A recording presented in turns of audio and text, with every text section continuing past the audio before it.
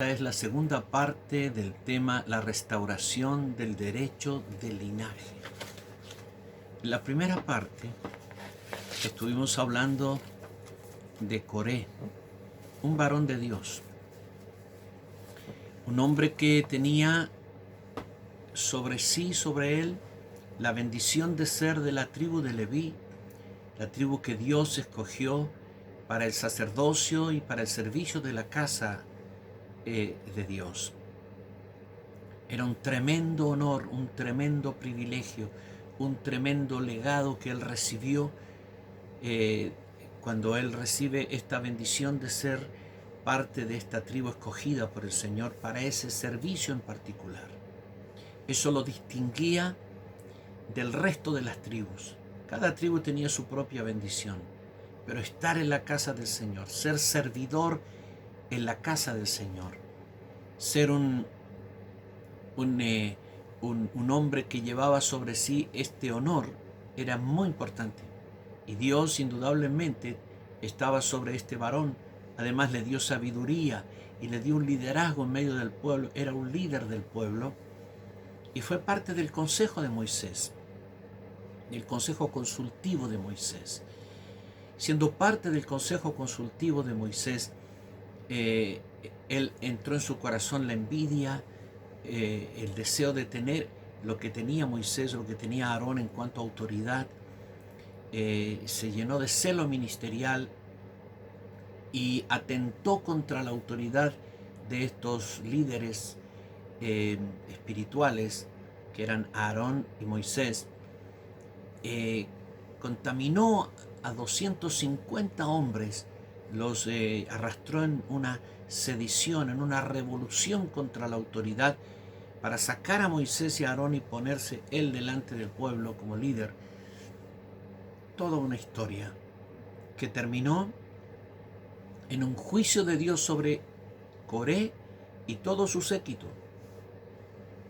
Los tragó vivo la tierra y quedó como una tremenda lección de lo que Dios hace contra la rebeldía, contra los que se levantan contra su autoridad.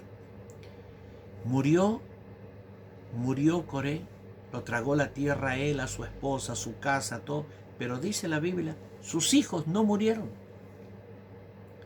Y tú dices, qué bendición, sus hijos no murieron. Sí, una bendición. Pero vivir después de eso como hijo de Coré fue muy difícil, vergonzoso, doloroso. Aparte de haber perdido a tu padre y a tu madre, porque Dios los mató, quedó sobre ellos el estigma. Ah, tú eres hijo de Coré. A lo mejor eres igual que tu padre, rebelde. Tú eres nieto de Coré. Claro, aquel que Dios juzgó. La gente tiene un corazón muy malo, hermanos. Y es juzgadora. Mucha gente es muy juzgadora. Y recuerda no los éxitos de Coré, sino el fracaso de Coré. Y entonces sus hijos, sus nietos, su familia vivió todo ese estigma por muchos años, quizá por muchas generaciones. Y nadie quería llamarse Coré. Y ellos y los descendientes de Coré querían vivir divorciados de aquella imagen de su padre fracasado.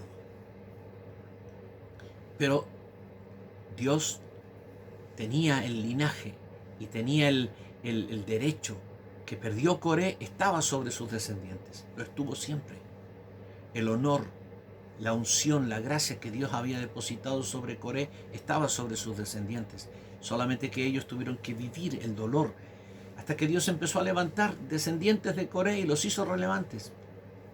Y uno de ellos, quizá el más famoso de todos, fue Samuel, el profeta Samuel, un hombre que fue usado en un momento de la historia para cambiar la historia de los jueces a los reyes. Él ungió 2 reyes y tuvo la bendición de ser un hombre usado y respetado por Dios. Gemán fue el músico principal de la orquesta que David organizó. 12 salmos de la Biblia son escritos por los descendientes de Coré. Nunca se perdió el derecho de linaje y el derecho espiritual y la gracia, pero hubo que sufrir el dolor hasta que el Señor restauró. Y Dios quiere restaurar el linaje, quiere restaurar la bendición y la unción y la gracia. Ahora, ¿cuál es la gran lección?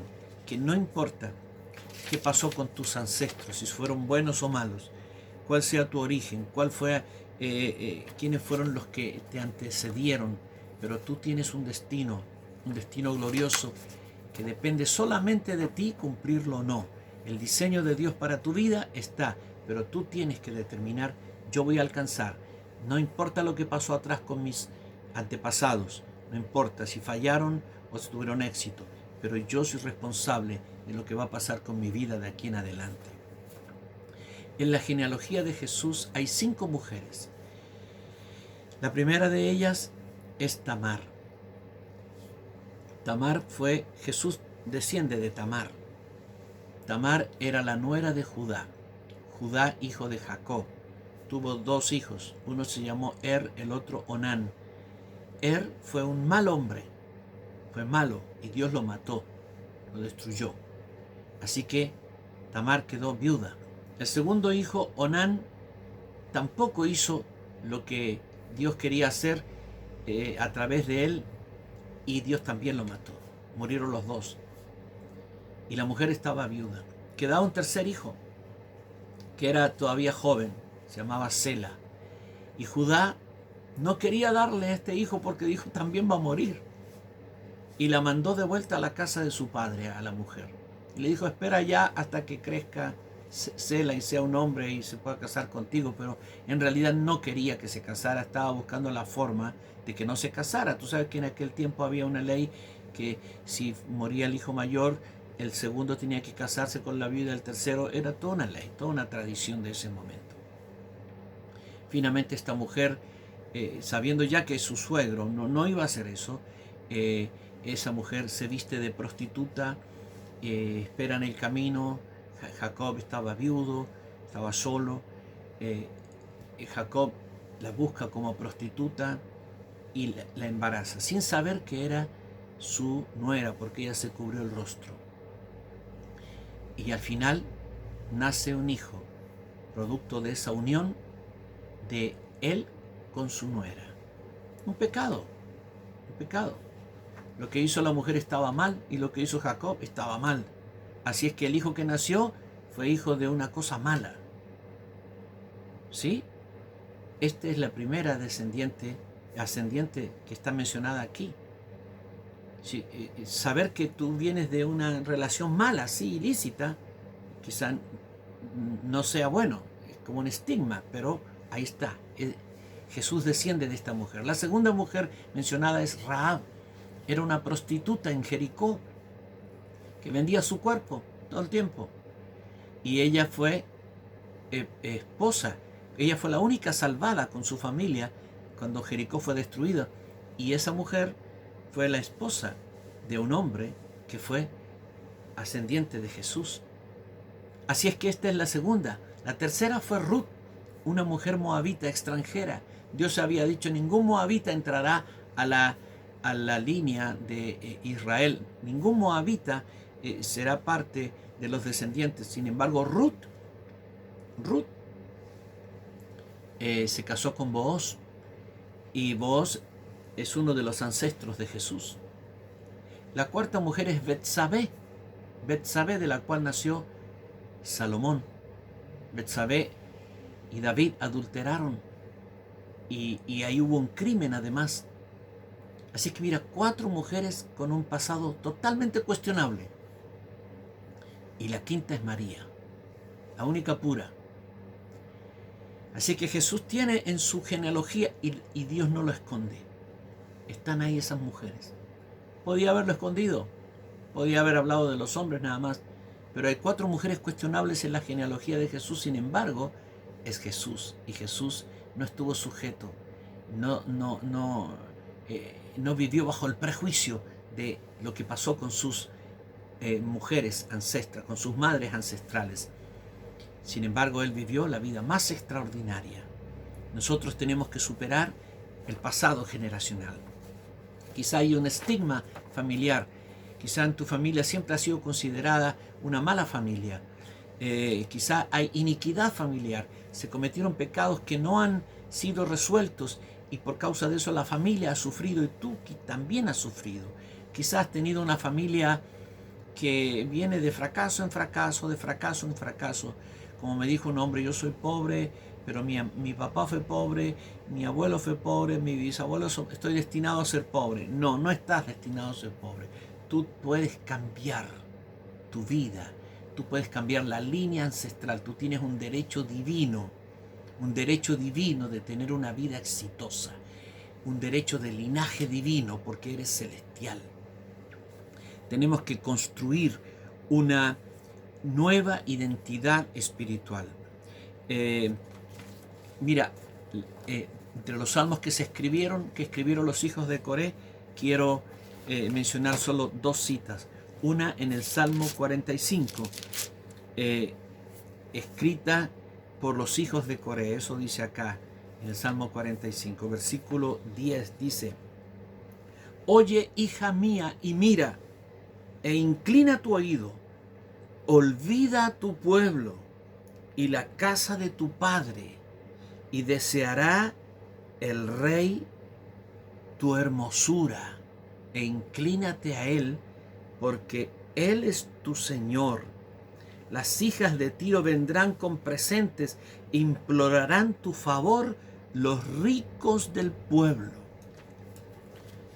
Si ella olvida su pasado, si ella se despide de su historia anterior, el rey la va a desear, el rey la va a querer, la va a amar, y no solamente la va a amar, la va a honrar, y va a estar tan honrada que aún los ricos del pueblo, las mujeres, los hombres van a buscar el favor de ella, pero tiene que olvidar el pasado.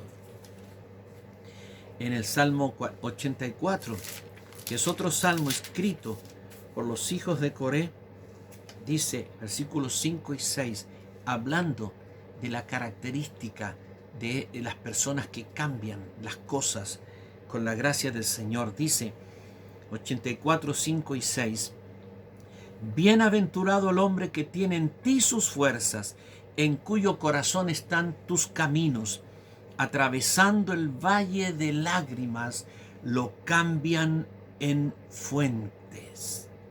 Atravesando el valle de lágrimas, lo cambian en fuente. Tú tienes el poder de cambiar lágrimas en fuente. Tú tienes el poder de cambiar dolor en éxito. Tú tienes el poder de cambiar dolor en bendición. Lo tenemos. Pero quizás tengamos que perdonar a nuestros ancestros. Quizás tengamos que perdonar lo que hizo mi abuelo, mi bisabuelo, mi padre, mi madre, y que afectaron y dañaron y pusieron sobre mí un estigma. Quizás tengo que perdonarlo, quizás tenga que perdonarlo. Y si lo perdonas, no solamente el perdón va a ser emocional, sino va a ser judicial. Te va a liberar a ti, te va a liberar a ti para poder vivir una vida libre, una vida poderosa, exitosa, plena. Mucha gente está atada en su vida porque está acusando: yo soy pobre por culpa de mi padre, yo soy fracasado por culpa de mi mamá, yo tengo este problema porque mi mamá no hizo bien las cosas, porque mi abuelo, porque mi tío, porque mi padre, porque mi ancestro. Termina ese discurso, es el discurso equivocado. Abre tu boca y perdona a tus ancestros. Libérate del pecado que ellos hicieron. Arrepiéntete por la iniquidad de ellos y serás libre de la iniquidad. Y perdónalos de corazón y hónralos. Porque la palabra de Dios dice: honra a tu padre y a tu madre. No dice si se portan bien, solo dice honralos. A tu padre y a tu madre. Y vivirás por largos días en la tierra y serás bendecido. Entonces, recupera tus derechos de linaje, recupera tus derechos de gracia y de unción, recupera todo lo que tienes que recuperar y vive plenamente la vida que Dios te ha dado. Estás diseñada para vivir la vida más poderosa, estás diseñado para ser el hombre más exitoso con Dios, estás diseñada para ser la mujer más feliz y plena, cumpliendo la gracia y el plan de Dios en tu vida. Que el Señor te bendiga.